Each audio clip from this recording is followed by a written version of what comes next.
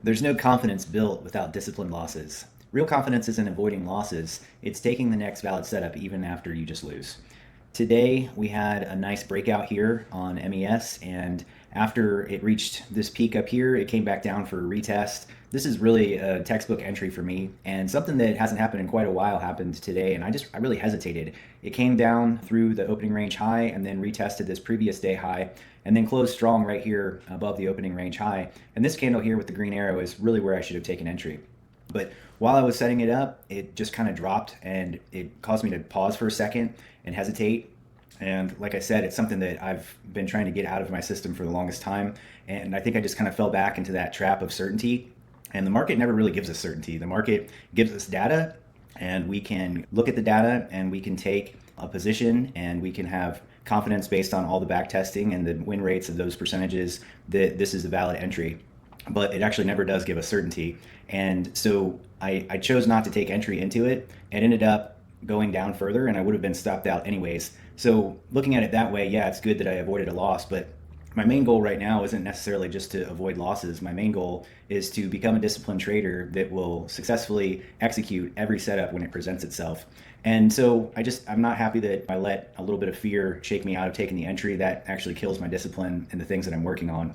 And about 10 minutes later, after crossing the opening range, it presented another opportunity here. This was another valid entry for me. And I'm happy that I took it because, like I said, I'm trying to not base everything on certainty and feelings and emotions. I'm just trying to base it on the discipline of is a valid setup there. So as you can see, I took entry here.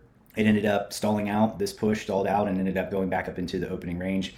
And I ended up getting stopped out. So this was a loss. This was a valid setup for me. This wasn't something that I forced. It wasn't even something that after this failed opportunity here, I wasn't seeking an opportunity. I wasn't chasing after anything. So I'm happy that wasn't really the motivation. I just really wanted to get back to my discipline.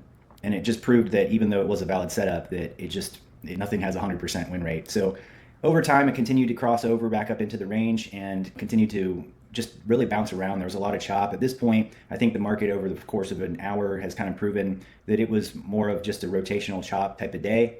And it continued on for quite a while. It presented me with one more opportunity for a retest here. And like I said, I want to stay true to my discipline. When an opportunity presents itself, I want to continuously execute.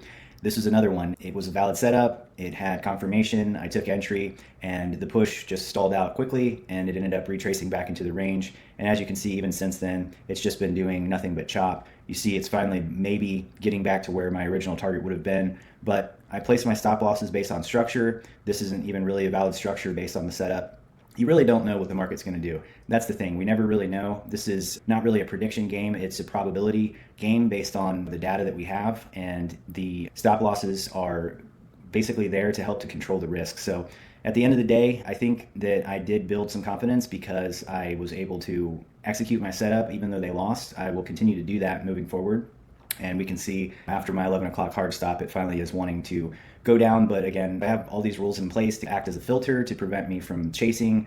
I don't want to give in to FOMO. I don't want to give in to this mindset that the market's here and it's my job to extract money from it. Really, my job is to create rules and follow them. And that's what's going to make me a successful trader.